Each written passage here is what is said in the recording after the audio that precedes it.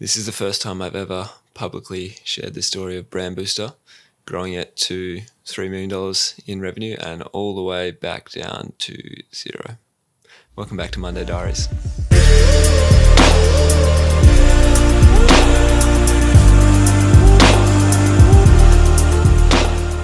So this is a weekly episode where I sit down and I talk about life and business and everything in between as I build Art of Mondays in public, which is my core focus now. And I wanted to tell the story of Brand Boostr, which has never been shared publicly or vulnerably like this. The journey taking it from nothing to $3 million in revenue at 22, 23 years old. We had a team of 13 people. We had a warehouse studio. I thought I was on top of the world, and then it all came crashing down in different ways. So I'll get into that in this video. And I guess I better start at the start. I've always had a love for videography. That was something I picked up in sort of my late teens out of high school. My family moved to an island off the coast of Western Australia called the Cocos Keeling Islands, and really hard to take a bad photo or a bad video there. So really got into it then, and my dream was just to travel the world and make just enough money to keep traveling and get free stuff and just have fun with it. And after 10 months on the island with the fam, I left. So I was 19 at the time, and I lived in Bali for 6 months. I did some other travel, and I kind of lived out what I wanted to do on a budget with very little money to my name. I think I had a couple of grand during that process, and most of that I put into crypto in 2017. So I had less than $1,000 to my name, and I kind of got to a point where I wanted to build something bigger than myself. I wanted to build something more substantial, both for my own financial and opportunities, but also for other people, bringing creative people into a space, creating a space for them to grow and be 1% better every day and work in an industry they actually enjoy, around people they actually enjoy working with. So I based myself in North Fremantle. I'm actually still living in this same apartment block 4 or 5 years later. Different apartment, but same block. And I had a big vision, and I just got to work, and it was a grind. Something that a lot of people don't realize when you start something is how much work goes in behind the scenes. I would sit at my dining room table for 10 hours a day, and I would be lead gen. I would be, trying to put content out in the world, trying to speak to people, give value, just basically acquire clients. And something I didn't mention is a year prior to this, I sort of did online courses around creating agencies. I wanted to run ads for brands. I kind of wanted to do all these things. And I used to get on the phone with gym owners and say, hey, I can help you grow your gym and get more members. And I had no idea what I was doing. It was just like that early messiness. I probably got on 30 or 40 calls, rejected on every single one of them over 6 months, no income for thousands of hours put in. So this was kind of around the same time I was also getting into content. So fast forward a year, I was fully focused on content, is what I loved much more than that. And I was like, how do I find this intersection? I've been trying to push this ad agency for so long, but I love doing the content. So why don't I combine the two? So I was like, okay, I can do content for brands, for e-commerce brands, for their ads. And that was also what I enjoyed the most when I look back on all the content work I'd done. So Brand Boostr was born. I had a few very small kind of clients, $1,000 a month kind of thing, and nothing substantial. They came and went, and I didn't really, I was back to square one. So then I realized I had to get outside my comfort zone. I had to pitch something much, much bigger. So I crafted an offer for $8,000. It was like 20 videos and 100 photos a month, and it was like huge scale and lots of variations. And I started pitching that, and someone took a chance on me. The brand was called Therapy Blanket, and they stayed with us for over 2 years and became the backbone of Brand Boostr. That was a really cool journey, and that only happened by putting myself out there and just being willing to do whatever it took to actually make it happen. So in some respects, I probably was unqualified, but I was willing to put in the work and learn and walk the talk the walk. I don't know what the saying is. Anyway, so that was number one. And it sounds great, right? $8,000. Oh, you're financially free. You can do whatever you want. But the deal was we covered models and locations, so we'd book Airbnbs and shoot these things. And logistically, one of their products was a huge ass pod, like as big as my bed, so really hard to store and carry around and stuff. So, but the plan was to work with e-commerce brands and shoot their content every month. So that brings me to, I'm just checking my notes to see where I'm up to. How we grew. So from there, I think it was a timing thing. It was kind of just before COVID came in. So it did help that everyone was going online. There was a big boom in that market. But also through TikTok, I documented a series back in the day. It was, looking back, probably a bit ego-driven now, but it was the road to $1 million dollar agency, basically. Road to $1 million was my tagline. And I actually still, this is crazy, I still 5 years on get recognized sometimes for that series. So it's crazy how people just remember things from the internet. But I was documenting the process of building the agency and kind of trying to help other people at the same time and just share authentically. But also I knew it was a big lead gen strategy for us. It would attract more brands to us. So TikTok and social was a big one. A lot of Facebook groups, ad leaks, and a bunch of other stuff back in the day. There was a lot of groups for like running ads and e-commerce brands in general. So I'd be in those kind of networking. Referrals was another big one. I really prioritized doing good work. And so much so that people would talk about us. I think it's a great indication of a good business. But there were times where my best mate Cami, who I later have done other projects with, he introed me to this one guy. He was a French kind of drop shipper at the time, really like hardcore drop shipper too. So had heaps of stores, scaled like crazy when they found stuff that worked. He had a bit of a network in France as well. And all of these guys would launch brands in the French market and then validate it and then go into the US and Australia and all these other markets. And I'm talking like, these were 22, 23-year-olds with supercars and really intense marketers. But I also really respected their hustle too. So that unlocked a lot. It probably led to $1 million in revenue, just connecting with this one guy and the network effect of that over a few years. So referrals was a big one. And like I said, just doing great work helps a lot in growth. So within a year and a half, we grew to a team of over 10 people and we were doing $1 million a year in revenue. And I was still just fucking figuring it out. I was like just willing to learn as much as I possibly could about everything that was involved and all the lessons as well and the failures as well, and just keep moving forwards. So if that ended up being a 50-person team and tens of millions in revenue, that was like, I was happy.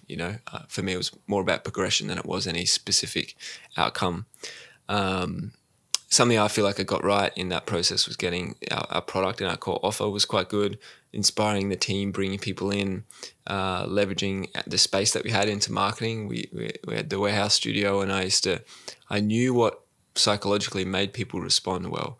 I knew that they liked the office pod that we had, and it was cool, and it was the basketball hoop on the wall made it seem like a young and innovative office, and all of these things led to more exposure on social, which led to more clients coming in and basically more growth. So that's something I feel like I did quite well and maybe still do.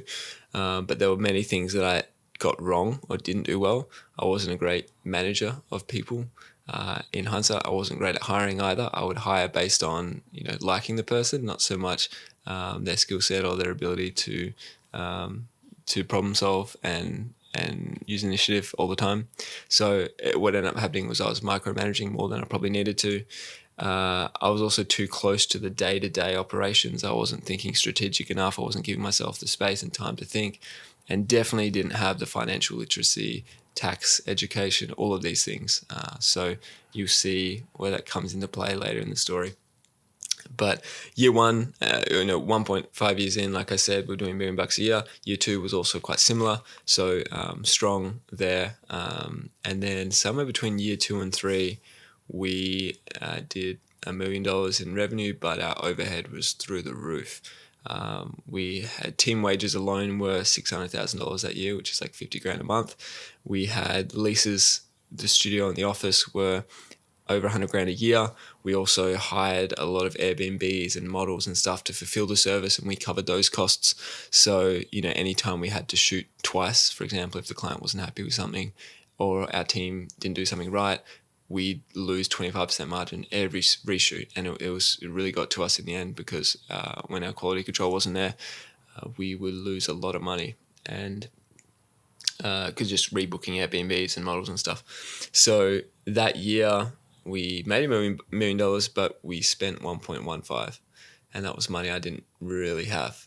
So there were weeks during that period where I had to come up with 15 or 20 grand in like 5 days to make payroll.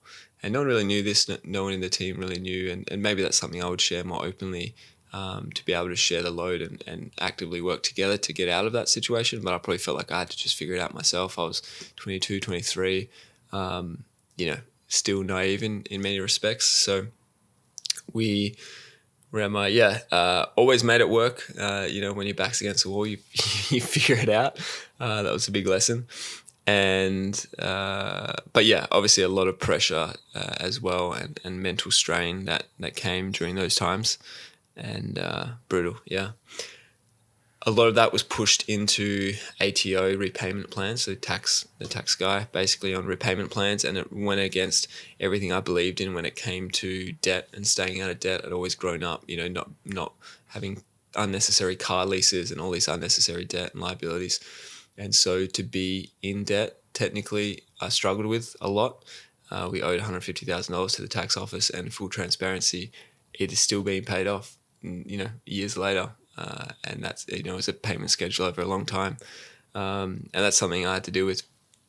It felt like all the work I'd put in for years had kind of just been unwound.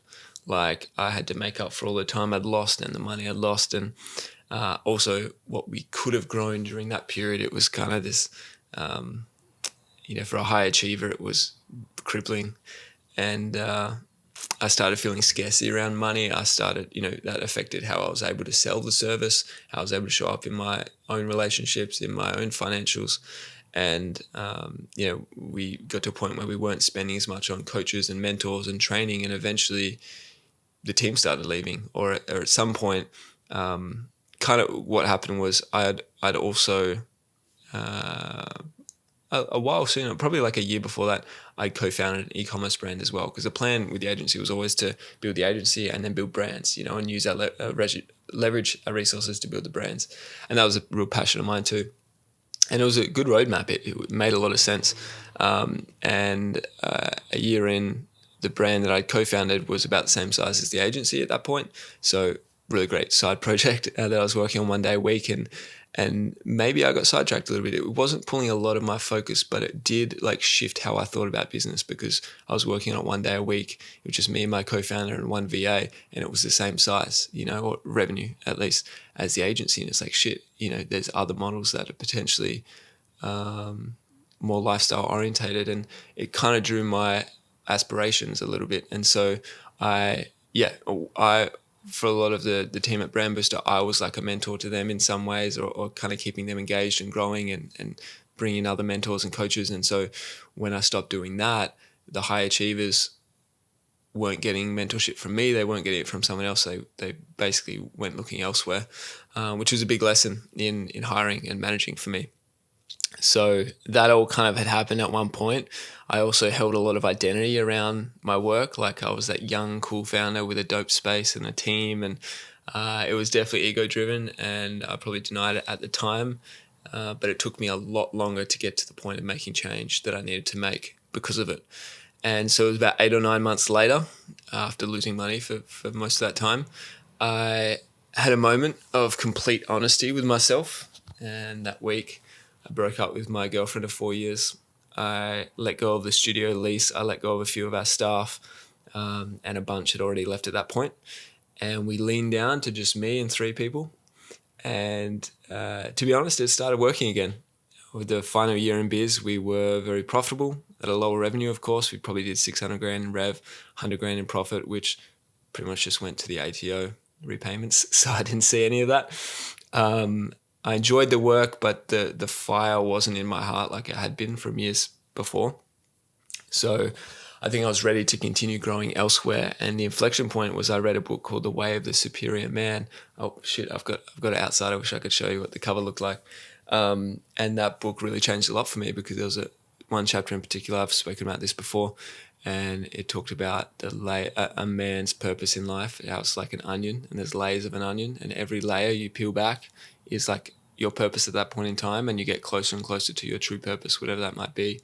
And I realized, Brand Boostr had been my whole life, but then suddenly it was just a layer. It was a layer of my purpose, and it led me to being more experienced and being closer to where I was meant to be. So I pulled back and I was like, Brand Boostr's done, and I had a choice, of course. I could have sold it. I could have done something else. But because I was so involved in the business at that point, I'd stepped back into the work once we'd leaned down. Really, it was probably going to take a year or two to get it back to the point where it was fully self-sufficient. I wasn't in the day-to-day. It'd be first of all, worth more, but also I wouldn't have to be involved in some sort of earn-out, where I had to stay on working in the business for several years. And I didn't want to do that. So for me, it made more sense to just kind of wind it down and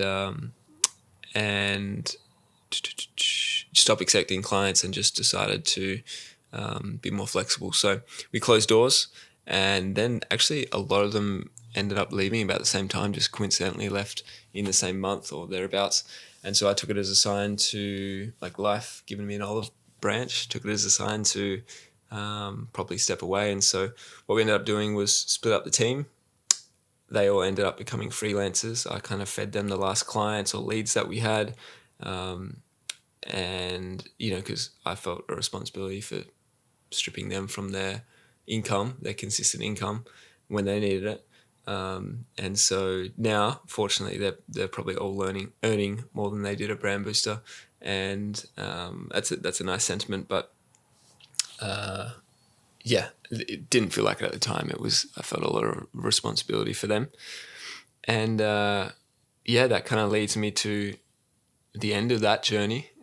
It set me up with a lot of connections and ideas, and I'm very, very grateful for that journey. I wouldn't do it any differently, but if I did do it differently, I don't regret it at all, but if I did do it differently, here's a few things that I would have changed. I probably, to be honest, wouldn't go back into a service business like that. And I'd pick a bit different model that scales with less time and less people, but that's just me now. If I was still running the agency, I would hire incredible people, and I would tie 50% of their compensation to growth outcomes. They can also be contractors too. I won't be so married to the idea of them having to be employees. Previously, I thought they had to be employees. They had to be just dedicated to me, and all of these other things which were so naive. So contractors. I would also be willing to give away equity for the key players that will grow the company. That's a great way to incentivize, and I wouldn't be so tied to control. I would hire studio spaces rather than lease one of our own. And then eventually, when we got to a point where we needed our own, then I would do it in a leaner way. I wouldn't necessarily try to get such a big space, and I would hire it out as well. So I'd set it up so other people could use it too. But in our last 12 months of Brand Boostr, we'd let go of the studio at that point, and we actually didn't even need one. So I was spending, that particular lease was $60,000 a year, and we're spending $5,000 a month just for the lease, and then there's electricity and furniture and all this other shit. We didn't even need to be paying that. So imagine how much more profitable we could have been. I would also stay focused on one core offer, update it frequently, but not try to do too much or split focus or do too many other avenues until the business was much bigger and streamlined and delegated. And I would run much leaner, more profitably, and prioritize profit and balance in my life and the life of the team. I think that's so important. And I'm very against traditional models. I way more prefer outcome-based work and not like hourly-based work and tied to time. That was a big lesson for me. And that's the story of Brand Boostr. And it was actually through this journey that I realized how important it was to have people in your circle, people that you could trust and you could go to with things. When shit was hitting the fan and when you're out of ideas, and these people who are also experiencing or have experienced similar struggles, is just so invaluable to get advice from. I kept everything to myself, but I wish I hadn't. And actually, it's kind of funny now because Art of Mondays, the new project I'm working on, was really born in those years, and it's for people that are building cool shit, that want to travel the world at the same time and want to surround with like-minded people who are in the trenches and building their things too, and help each other win and help each other grow. So If you have a business, if you're a founder and you're doing at least 10K a month, let's chat, reach out. We may have something for you. We're still half in stealth mode and we have a couple of tiers to it. So we have a group for early stage founders and then a group for more established founders, have done over $500,000 in their business. And there's a link in the bio if you want to check out Art of Mondays and apply, or just reach out and have a chat with me. And that's about it. If you want to keep following along with this journey of mine, please subscribe, and I hope you start fucking with Mondays too. Peace. Oh, dude, my legs are stiff. I'm not used to sitting for so long.